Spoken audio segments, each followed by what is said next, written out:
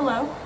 I know this account is just for writing and reading, but I need to rant.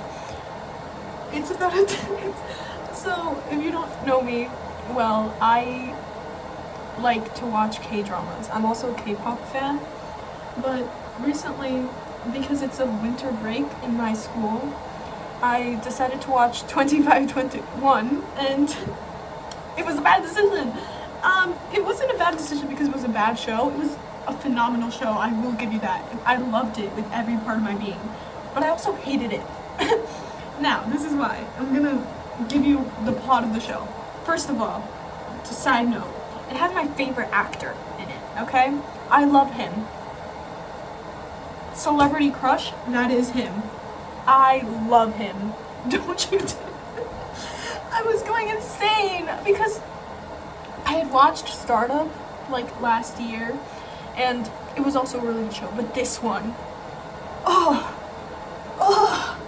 it was terrible. Like, it has this sense of nostalgia that is absolutely insane. I don't know how it managed to do that so perfectly. It's like, okay, so basically, Nahido, this is the main character of the story. You start off with Nahido with her like daughter, who's like about 11 or 12 years old. Her daughter says that she quits ballet because she is not going to win. And she goes to Nahido's mom's house, which is her grandma's house. And she finds Nahido's diaries from when she was like 17 years old.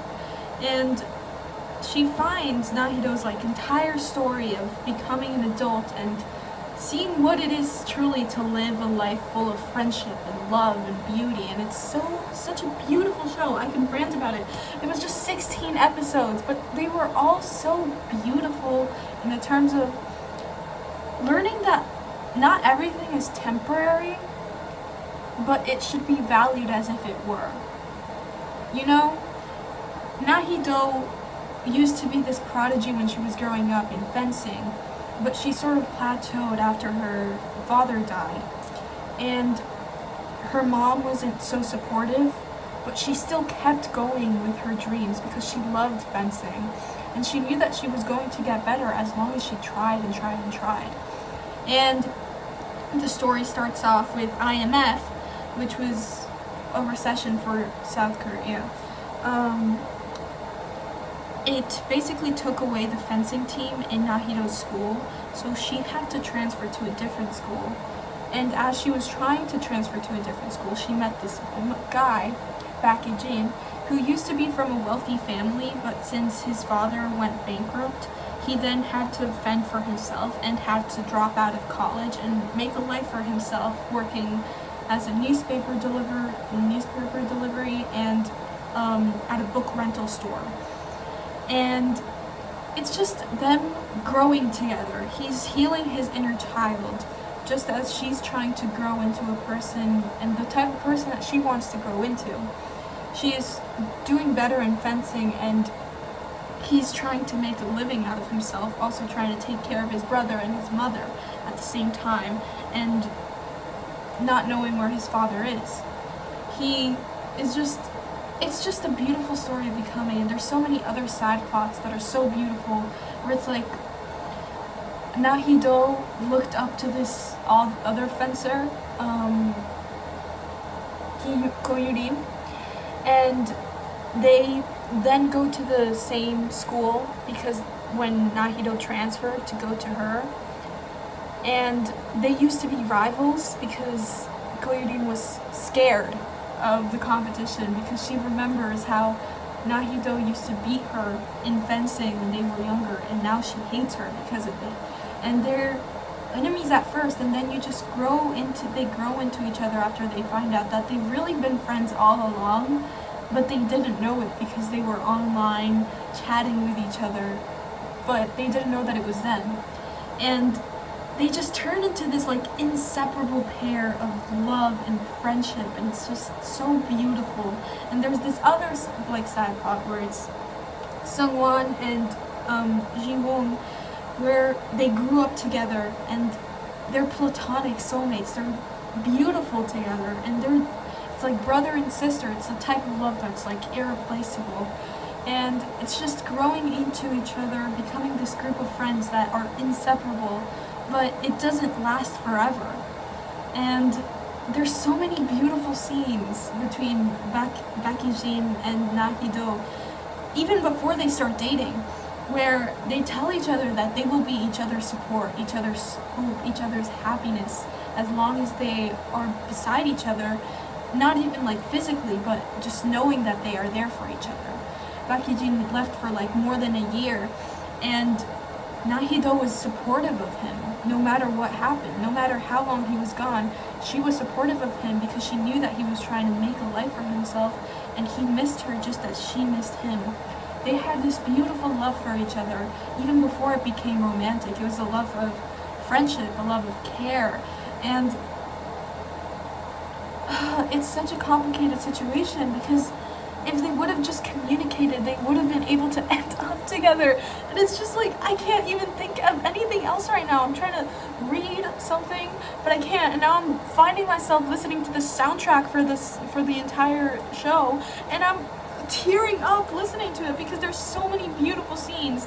The scene that struck me the most was before they started dating, where Nahido was practicing so hard. It was almost 11 p.m. She was still practicing her fencing, and she was all alone in the studio. And Bakijin went there to bring her banana milk because he knew how much she loved it.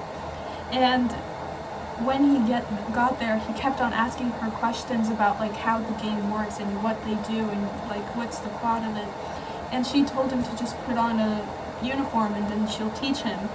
And she said, I will just do defense, you try to attack me. The first one to hit each other wins. And when he won, he won by distracting her and telling her about this book series that she loves. And it's just so genuine. I love this scene. And then after he beat her, they sat down together and they were just talking, and then they said that they'll be each other's happiness, they'll be each other's hopes, no matter where they are. And it's something that's reoccurring throughout the entire show, and it's such a beautiful thing. Even after they break up, they know that they'll be hoping that each other is well, that they'll be hoping that they're both well.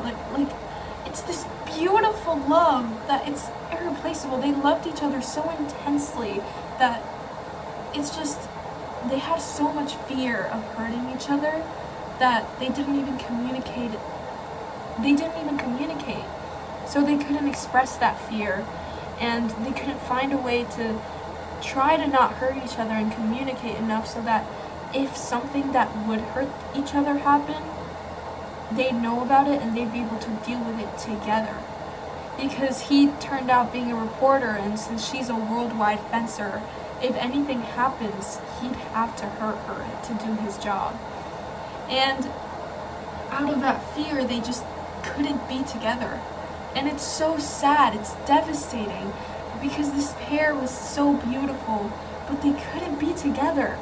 And I'm just spiraling right now, thinking of like the amount of like love that they had for each other, but it wasn't strong enough. Even if they loved each other so much. And love is so temporary. This care was so temporary, but it wasn't at the same time. Because even after 15 years of not talking to each other, they still cared for each other. They still thought about each other every day. She got married and had a child, but she still thinks of him. And it's such a beautiful story. I don't even want to tell you so much about it. You need to watch this show.